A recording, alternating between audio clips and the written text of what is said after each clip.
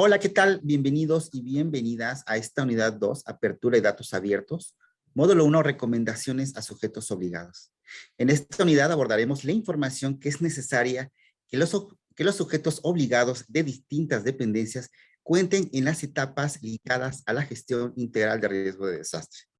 Antes de ello, debemos de precisar que si bien la gestión de riesgos se divide en 8 etapas, que a saber son la identificación de los riesgos, la previsión, la prevención, mitigación, preparación, auxilio, la recuperación y la reconstrucción. Para este módulo lo dividimos en 3 etapas básicas, que sería el antes, durante y el después de un desastre. En la etapa del antes se integran conceptos dentro de la gestión de riesgos como el conocimiento de los riesgos, la previsión y la prevención, la mitigación y la preparación. Mientras que en el durante es fundamentalmente la etapa de auxilio, aquella que los grupos de respuesta implementan para salvaguardar la vida de la población. Y finalmente, la etapa del después, donde se incluyen los conceptos de rehabilitación y reconstrucción. En la etapa previa, es decir, antes de que se materialice el desastre, la información que es necesaria tener disponible es toda aquella que debe ser integrada en un atlas de riesgo. Como ejemplo, podemos tener el Atlas Nacional de Riesgos o el Atlas de Riesgos de la Ciudad de México. Ustedes pueden checar que en estas plataformas, esta información está determinada fundamentalmente por el sistema expuesto, es decir, aquello que puede ser afectado por un desastre. Escuelas, hospitales, centros de salud, carretera, bancos, infraestructura crítica y estratégica, como el metro, por ejemplo, entre muchas otras. Idealmente, este sistema expuesto deberá contar también con sus niveles de vulnerabilidad por cada tipo de fenómeno cuando esto sea posible. La vulnerabilidad es un concepto sumamente importante, ya que tiene diversas dimensiones, desde la física, que es la relativa al estado de los inmuebles que pueden ser afectados por un sismo, como lo fue el sismo del 85 o el de septiembre de 2017, o inclusive la vulnerabilidad también tiene un componente social, la cual integra información de las condiciones de desarrollo socioeconómico de las localidades que pudieran ser afectadas ante un desastre.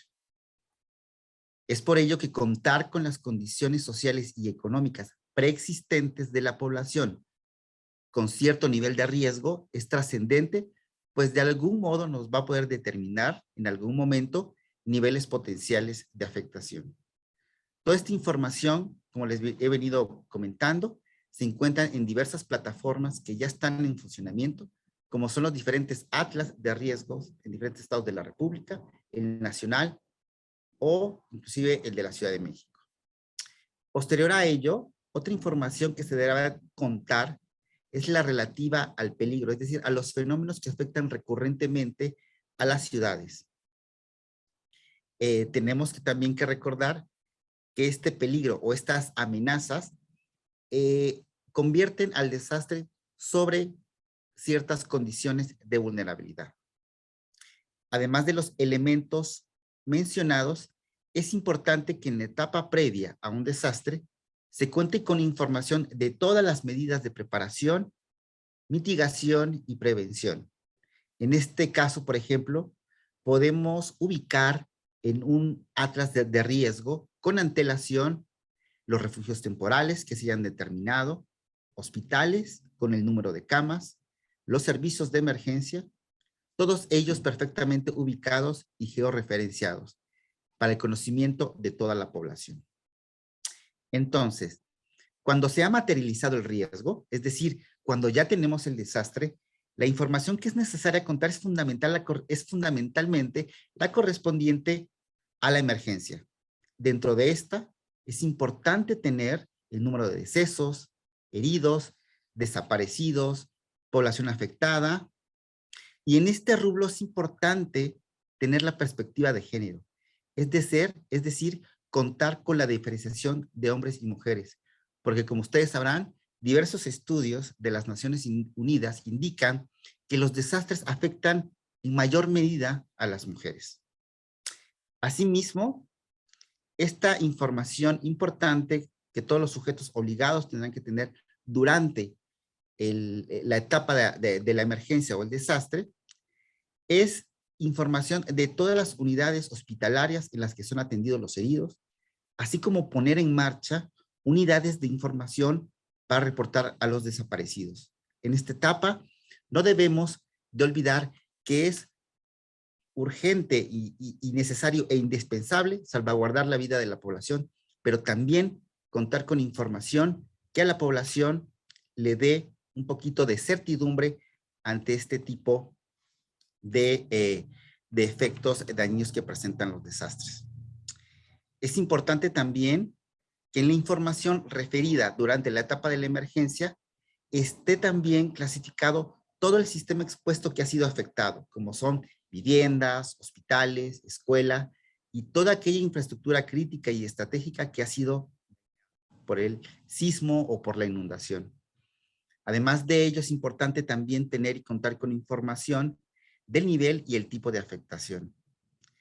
Si se tiene oportunidad, es importantísimo ubicar geoespacialmente los puntos de colapso, por ejemplo, en el caso de que el desastre haya sido provocado por un fenómeno de tipo sísmico.